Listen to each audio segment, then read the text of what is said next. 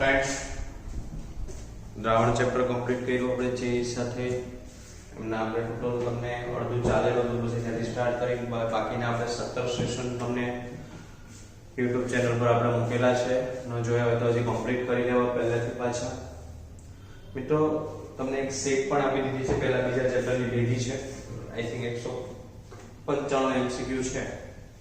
બીજી સેટ પણ ટૂંક સમયમાં તમને મળશે સેટ સોલ્વ કરવાનું સ્ટાર્ટ રાખશું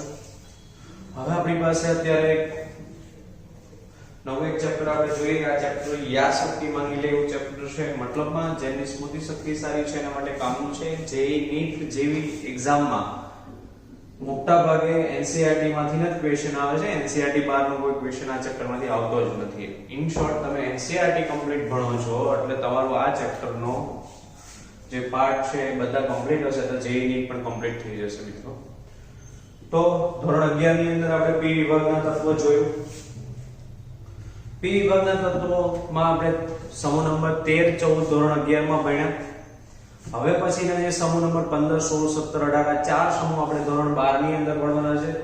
આપણું ચેપ્ટર નંબર 7 છે P વિભાગના તત્વો આની અંદર ટોટલ સમૂહ આપણે ભણવાના આવશે 15 16 17 અને 18 આટલા સમૂહનો આપણે અભ્યાસ કરવાનો રહેશે મિત્રો મેં કીધું એ પ્રમાણે સ્મૃતિ શક્તિનો ઉપયોગ આ ચેપ્ટરમાં સૌથી મોટા પાયામાં કરવો પડશે યાદ શક્તિ જેને આપણે કહીએ બહુ યાદ રાખવાનું રહેશે આ ચેપ્ટર મોટા ભાગે વિદ્યાર્થીઓને બોરિંગ લાગે છે મિત્રો પહેલાથી આટલા વર્ષોનો 14 વર્ષનો અનુભવ પરથી કહું છું કે આ ચેપ્ટર વિદ્યાર્થીને સૌથી બોરિંગ એટલા માટે લાગે છે કે બધું યાદ રાખવું પડે પણ મિત્રો એમની પણ એક ટેકનિક છે મોટા ભાગે આમાંથી વિદ્યાર્થીઓ પૂરા માર્ક્સ કવર કરે છે NCERT એટલે કે ગુજરાત બોર્ડની પરીક્ષામાંથી પણ માર્ક્સ બેઠા ગત વર્ષના વિદ્યાર્થીઓ લાવ્યા છે અને તમે પણ લાવશો પણ એના માટે પહેલા તમારે શું કરવું પડે તો એક ઉદાહરણ આપો આ ચેપ્ટર યાદ શક્તિ માંગી રહી છે તો જનરલી આપણે યાદ શક્તિ માંગતા ચેપ્ટર પર એક ઉદાહરણ લઈએ દાખલા તરીકે તમને કોઈ દિલ્હીમાં કોઈ એવા અલગ અલગ પ્રકારની બધી ગલીઓ છે વિસ્તાર એમાં તમને એક દિવસ ફેરવવામાં આવે ફેરવીને પછી તમને એમ કહી દે કે ચાલો હવે પાછા તમે સુરત આવી જાઓ સુરત આવી ગયા તમે એક જ દિવસ ત્યાં ફરેલા અલગ અલગ વિસ્તારમાં હવે તમે સુરત પાછા લાવીને પછી તમને બીજા વર્ષે કે ત્રીજા વર્ષે એમ કહેવામાં આવે કે ફરીવારથી ત્યાં જવાનું છે એ જ ગલીમાં જવાનું છે તો તમે નહીં જઈ શકો મિત્રો કારણ કે પહેલી વખત જ ગયા હતા અને તમે ક્યાંથી કયો રોડ કેવી રીતે ગયો કઈ ગલી ક્યાંથી નીકળી તમને ખબર રહેવાની નથી તો ટૂંકમાં આનો સારાંશ એવો છે કે એક વખત વાંચી દીધું યાદ આવી ગયું અને મૂકી દીધું તો એ કઈ યાદ રહેવાનું નથી અમને સતત આનું રિવિઝન કરતું રહેવું પડે દાખલા તરીકે આજે હું કરાવું છું તમે આજે વાંચો છો તો યાદ રાખો છો મોઢે આ બધું હું લખું છું અને લખીને પ્રેક્ટિસ કરવી પડશે બધું લખી નાખો છો ઓકે બીજા 4 દિવસ કે 3 દિવસ પછી પાછું તમે લખી શકો છો એકવાર વાંચવાનું પાછું પછી લખો છો આવું 2-3 વખત આ પ્રોસેસ પર બધા કરશો ને પહેલા દિવસે પછી 4-5 દિવસે પછી 15 દિવસે 12 થી 15મા દિવસે 3 વખત પસાર થઈ ગયા તો આ ચેપ્ટર મગજમાં બેસી જશે આ સિસ્ટમ પર ખાસ ધ્યાન દેવું કારણ કે જો તમે આ સિસ્ટમનો ઉપયોગ નથી કરતા તો આ ચેપ્ટર યાદ શક્તિ માંગશે યાદ નહીં રહે તો એનો મતલબ તમારે આ ચેપ્ટરના માર્ક્સ ગુમાવવા પડશે એટલે ખાસ ધ્યાન દેવું તો સ્ટાર્ટ કરીએ છીએ સમૂહ નંબર 15 ના તત્વો એ પહેલા આપને ખબર હોય છે P વિભાગના તત્વો કોને કહેવાય તો આપણે જેમ S વિભાગ P વિભાગ D વિભાગ F વિભાગ આવા વિભાગ છે એમાં બધાની વ્યાખ્યા એક સરખી જ આવશે કે જે તત્વનો છેલ્લો ઇલેક્ટ્રોન બાહ્યતમ કક્ષાનો ઇલેક્ટ્રોન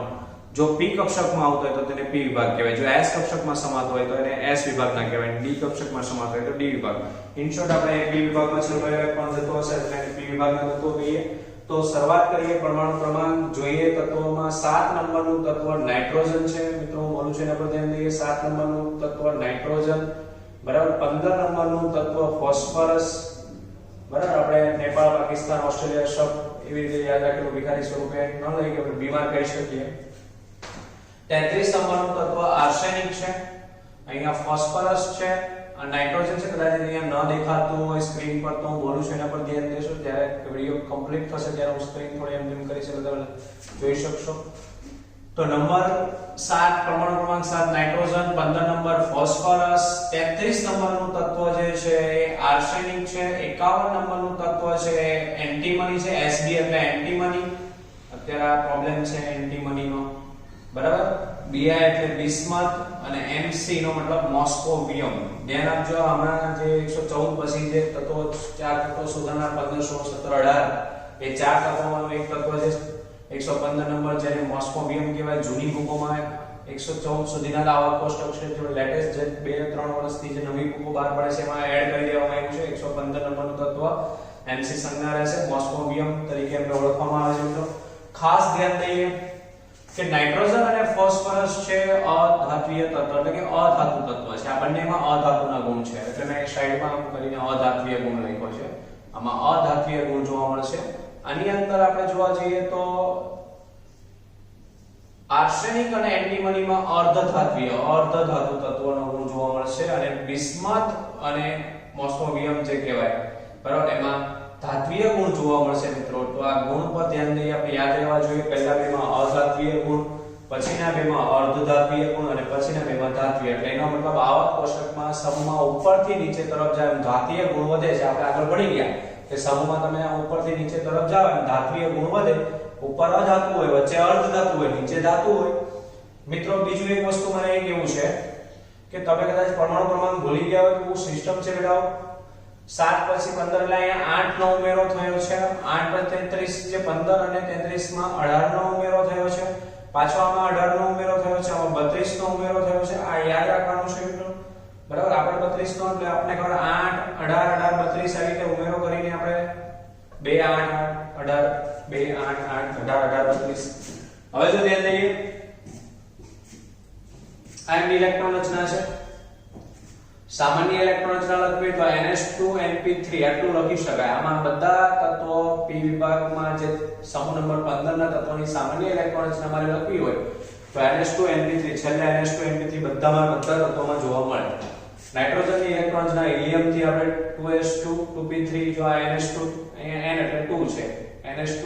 NP3 છે NH2 NP3 NH2 NP3 NH2 NP3 NH2 NP3 NH2 NP3 n ની વેલ્યુ બદલે અહીંયા 2 છે ફોસ્ફરસમાં n બરાબર 3 છે આર્સેનિકમાં 4 આવશે એન્ટીમનીમાં 5 આવશે બિસ્મથમાં 6 આવશે અને મોસ્કોવિયમમાં 7 આવશે બધા લઈને ગોતો છે 2 3 4 5 6 7 મિત્રો અહીંયા કાઉસ કરીને લખ્યું છે જે ઓલરેડી ત્યાં મેં વર્ણનમાં લખ્યું છે પણ એનો વર્ણનનો સાર અહીંયા છે કારણ કે નાઇટ્રોજન છે તો મોટા ભાગના તત્વો એમના જે સંયોજનમાં એમનો ઓક્સિડેશન આંક શોધવામાં આવે આ ઓક્સિડેશન અવસ્થા મેં લખેલી છે તો નાઇટ્રોજનની ઓક્સિડેશન અવસ્થા -3 થી +5 ની વચ્ચે જ હોય નાઇટ્રોજન ધરાવતા સંયોજનમાં ગમે તેવું છે દાખલા તરીકે HNO3 તો HNO3 માં તમે N ની ઓક્સિડેશન અવસ્થા શોધશો તો +5 આવશે બરાબર એવી રીતે કોઈ પણ સંયોજનની અંદર તમે ઓક્સિડેશન અવસ્થા નાઇટ્રોજનની -3 થી +5 ની વચ્ચે આવે ફોસ્ફરસની વાત કરીએ તો એમાં 3 માંથી કોઈ પણ એક અવસ્થા -3 +3 અને +5 મિત્રો આર્સેનિકની વાત કરીએ તો જે ફોસ્ફરસની જે સિસ્ટમ છે એ સિસ્ટમમાં એની ઓક્સિડેશન અવસ્થા જોવા મળશે આર્સેનિકની પણ ચલો આર્સેનિકની ઓક્સિડેશન અવસ્થા પણ જે સેમ રહેશે ફોસ્ફરસ સાથે એન્ટીમનીમાં -3 નીકળે છે +3 અને +5 જોવા મળશે બિસ્મથમાં પણ +3 અને +5 જ્યારે આ મોસ્કોવિયમ રેડિયો સક્રિય છે એટલે કદાચ ન લખો તો પણ ચાલે કારણ કે સંશ્લેષિત તત્વ છે બનાવવું પડે છે ને પ્રાપ્તિ સ્થાન પર આવીએ ક્યાંથી પ્રાપ્ત થાય તો સૌથી પહેલા નાઇટ્રોજનનો પ્રાપ્તિ સ્થાન જોશું પછી ફોસ્ફરસનું જોશું બરાબર આમાં ઇલેક્ટ્રોન રચનામાં સમાનતા પણ જોવા મળે જો આ બેમાં ખાલી n જ બદલેલા એટલે આ બંનેની ઇલેક્ટ્રોન રચના આપણે સમાન લેવી તો લઈ શકાય ફક્ત n બદલે છે સેમ આ બેમાં પણ સમાન લખવું હોય તો લખી શકાય ઇલેક્ટ્રોન રચના સેમ આ બેમાં પણ ઇલેક્ટ્રોન રચના સમાન લઈ શકાય ખાલી n બદલે છે બરાબર એટલે આ બધું બહુ મહત્વનું રહેશે તમારે લખતા હોય ત્યારે જોવું પડે ડીપમાં જવું પડે મેં કીધું એ પ્રમાણે આ ચેપ્ટરને સમજવું અને યાદ રાખવું બે કામ કરવાનું છે તો હવે આપણે ખાસ ધ્યાન દઈએ નાઇટ્રોજન ક્યારેથી તો વાતાવરણમાં જે હવા છે એમાં સૌથી વધુ આપણે ખબર 78% ભાગ રોકે છે કદથી એમનો 78% ભાગ છે ઓક્સિજન 21% છે પૃથ્વીના પોપડામાં નાઇટ્રેટ તરીકે NaNO3 KNO3 NaNO3 sodium nitrate જેને આપણે ચિલી સોલ્ટ બીટર કહેશું આ બીજું નામ એમનું ગણાશે ધ્યાન દેજો KNO3 એટલે ઇન્ડિયન સોલ્ટ બીટર આ બંને MCQ બેઝ પૂછાય છે કે ઇન્ડિયન સોલ્ટ બીટર નું સૂત્ર લખો તો KNO3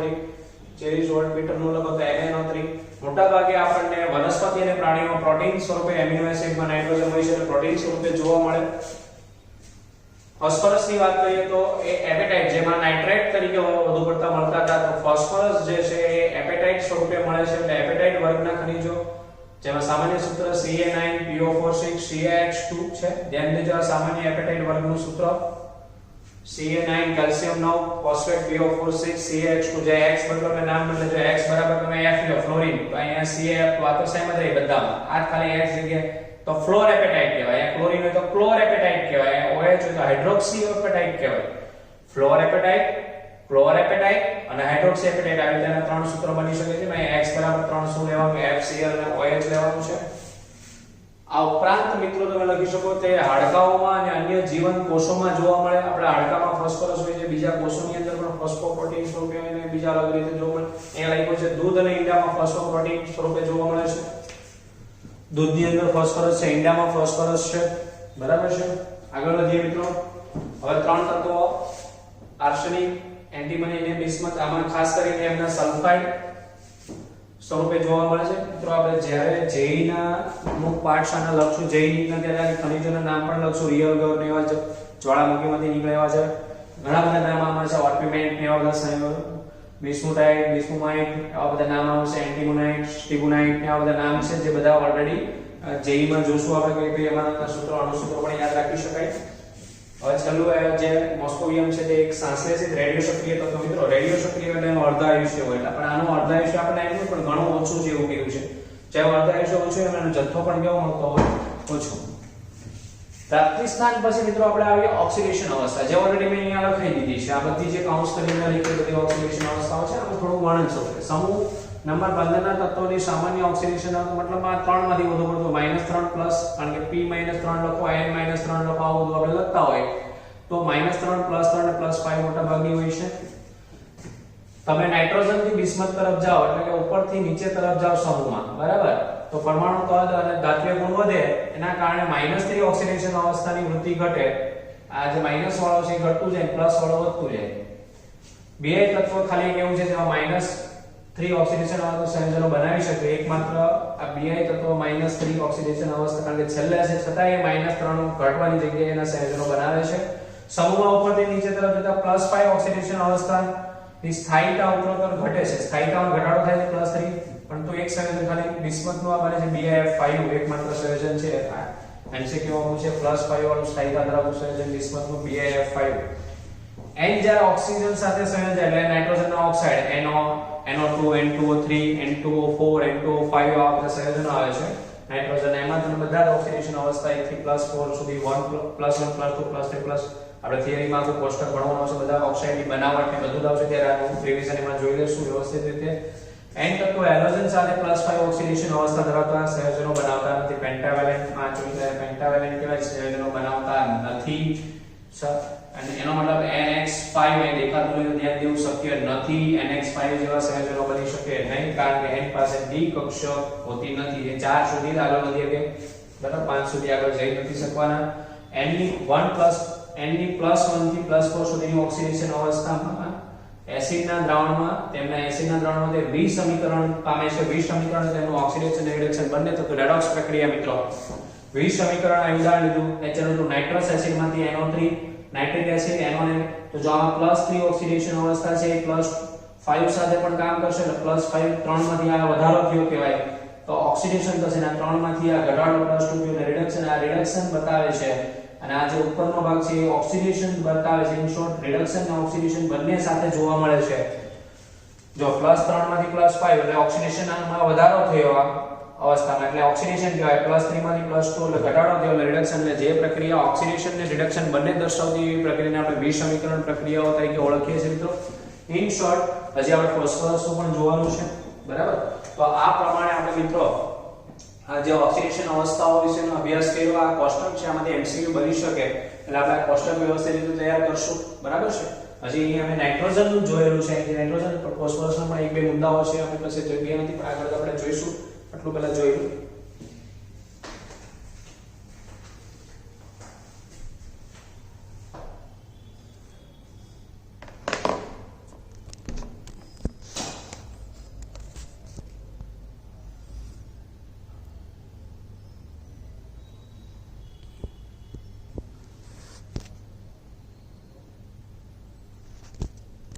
P ની ઓક્સિડેશન અવસ્થા પર જોઈએ આપણે. N માં છેલ્લે વિસમીકરણો સમજાવતો આમાં ધ્યાન દઈએ. ફોસ્ફરસ પણ +5 ઉપરાંત +1 +4 ઓક્સિડેશન અવસ્થા ધરાવે છે. જેમ કે Fe2O2 માં +1 ઓક્સિડેશન અવસ્થા છે, H4. આ ફોસ્ફોનિક એસિડ, આપણે ફોસ્ફરસના ઓક્સી એસિડ ભણશું, એમાં નામ આવશે ફોસ્ફોનિક એસિડ. આ પાયરોફોસ્ફરિક એસિડ આવશે આનું નામ, બરાબર છે, ડાયફોસ્ફરિક એસિડ એવા બધા નામ આવશે, એની +4 છે, મતલબમાં P ની -3 અને +5 ઓક્સિજન અનુક્રમે ધ્યાન દઈએ -3 હોય ત્યારે બેઝ હોય ફોસ્ફરસ ની ઓક્સિજન અને +5 હોય ત્યારે મોટા ભાગે એસિડ હોય. તો બેઝ અને એસિડ ધ્યાન દઈએ, બેઝ એ PH4 હોય, ફોસ્ફોનિયમ હાઇડ્રોક્સાઇડ કહીએ આને. તો -3 હશે, મેં હમણાં કીધું P ની -3 હોય ત્યારે બેઝ હોય સંયોજન અને 5 +5 હોય ત્યારે સંયોજન એસિડ હોય. ફોસ્ફરિક એસિડ છે આ H3PO4 +5 ઓક્સિડેશન અવસ્થા. તો મિત્રો અહીંયા ફોસ્ફરસની ઓક્સિડેશન અવસ્થા પણ આપણે કમ્પ્લીટ કરી. હવે આપણે તેમના ભૌતિક ગુણધર્મો તરફ આગળ વધીએ. પહેલા આપણે જોઈ લઈએ